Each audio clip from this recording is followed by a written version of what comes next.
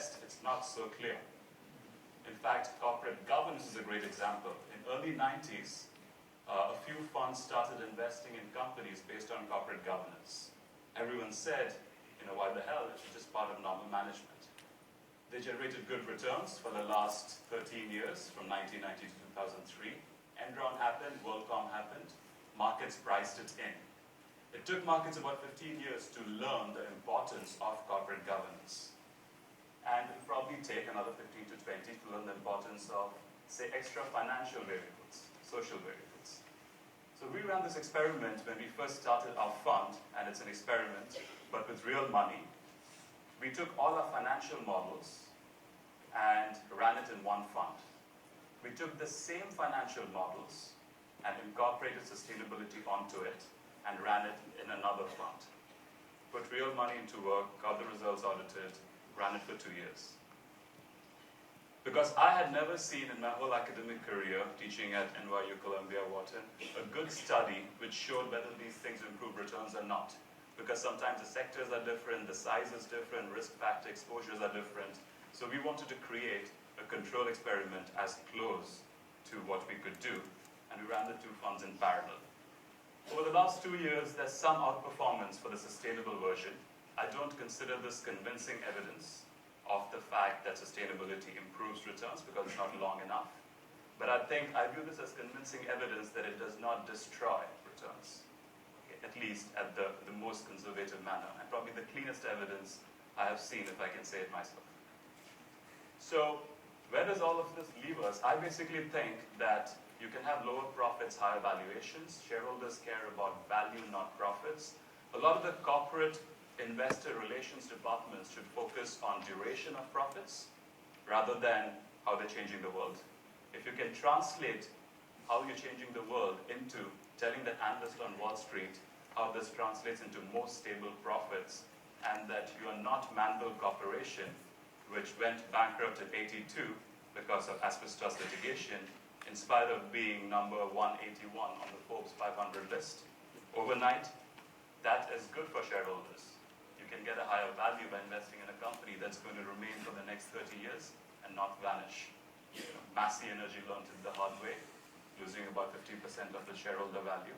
And these are all things which you can predict to some extent by using extra financial information. There are many other ways you can predict this, but extra financial information happens to be one we have today. You can call it social or otherwise, but I think that if there were other sources of predicting the future duration, stability of profits, we as investors would use that too. So I think when you combine the fact that markets learn, they have throughout history, combine the fact that valuation and profits are not perfectly aligned, there could be discrepancies, combine the fact that social responsibility is now more mainstream from your investor relations approach or from your ethical approach. I think we are entering into an interesting period where this could have an influence. And the last thing I would say is I think Anil overestimates the power and intent of governments. The best example is in the 60s when state regulations came into existence about pollution standards. All the factories moved from one state which had tougher standards to another state which had weaker standards or more lax rules because it was cheaper. So you could have a race to the bottom among governments. Could be among states in a country or between countries in the world. Corporate tax rules are a great example. Ireland cuts tax rate to attract business. Guess what? Another country can cut tax rates further. Result, tax revenues which government might use from business to do some good goes away. So I'm not so sure that they're substitutes, firstly. And secondly, I think both have their own failures and problems. Governments compete to attract business. Businesses are more mobile. So at the end of the day, who governs the business? And I think it has to be a universal owner, which is the shareholders.